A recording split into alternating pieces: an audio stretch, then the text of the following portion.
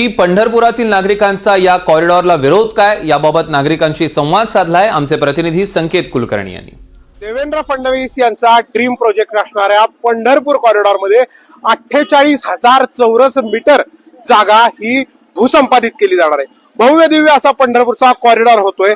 यामध्ये 630 मालमत्ता या बाधित होत आहेत। मात्र ह्याच मालमत्ता बाधित होत असताना आता मालमत्ता धारक नागरिक मात्र याला विरोध करतायत। नक्की विरोधाची कारणं काय आहेत हे आपण जाणून घेऊयात। काय नक्की विरोधाची कारण आहेत?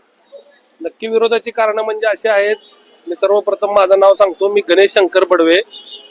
माझा विरोधाचं कारण असं आहे की 1982 साली शासनाने जी जुलमी म्हणजे अफजल खानाच्या स्वारीच्या टायमाला सुद्धा एवढी लयलूट झाली नव्हती, तेवढी रमानाथ झा नावाचे एक तत्सम अधिकारी आले आणि रातोरात या सगळ्या गोष्टी त्यांनी आमची घरं उद्ध्वस्त केली।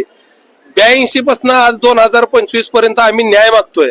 सरकार बदलली, मुख्यमंत्री बदलले गेले, अधिकारी बदलले गेले, पण न्याय आत्ताच्या मितीपर्यंत मिळालेला नाही। की बाबा की 1982 सालचं पूर्ण 82 सालचा जरी विषय झाला, आता काय प्रमुख मुद्दा काय विरोधाचा? विरोधाचा आम्हाला व्यवस्थित दुकानाला दुकान व्यवस्थित मिळावं आणि 1 लाख रुपये स्क्वेअर फुटानं आम्हाला पैसे मिळावे। शासन किती म्हणताय? शासन किती काय ते 30 म्हणते 40 म्हणते, त्याशी आमचा संबंध नाहीये। काय काय नक्की कारण असू शकतात?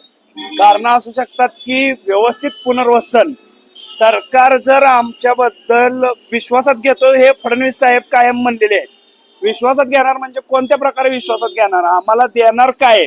अजूनपर्यंत आज मिटिंग घेतली त्यांनी, अजून सुद्धा आम्हाला एक कागद फक्त एक नकाशा ठेवला की एवढं जाणार आहे, एक नकाशा ठेवलाय फक्त। बाकी त्यात तुम्ही दुकानं कुठं देणार आहात, तुम्ही लॉस ऑफ इन्कम किती देणार आहात, तुम्ही जागेला स्क्वेअर फुटला पैसे किती देणार आहात। आणि त्यांनी सांगितलं की जागेला म्हणजे 100 स्क्वेअर फूट जागा असेल तर त्याला आम्ही 50 स्क्वेअर फूट आमच्या इथपर्यंत आम्ही पोहोचलोय। आमचा एक मुद्दा आहे, आम्ही 1 इंच सुद्धा जागा कमी जाऊ देणार नाही। आणि जर का सरकारनं हे करायचंच ठरवलं तर आम्ही सुद्धा लोकशाही आहे, बाबासाहेब आंबेडकरांनी आम्हाला अधिकार दिलेला आहे, लोकशाही मार्गाने आम्ही कसं बंद पाडायचं, कसं उद्ध्वस्त करायचं हे आम्हाला माहिती आहे।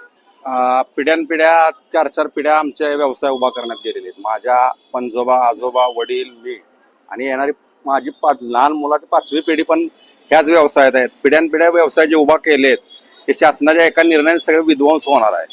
माझ्या सगळ्यांना रस्त्यावर यायची पाळी येणार आहे। पण एकंदर जर पाहिलं तर आता पंढरपुरातून थेट कॉरिडॉरला विरोध होताना दिसतोय। व्हिडिओ जर्नलिस्ट राजू मिसाळ, संकेत कुलकर्णी, NDTV मराठी, पंढरपूर।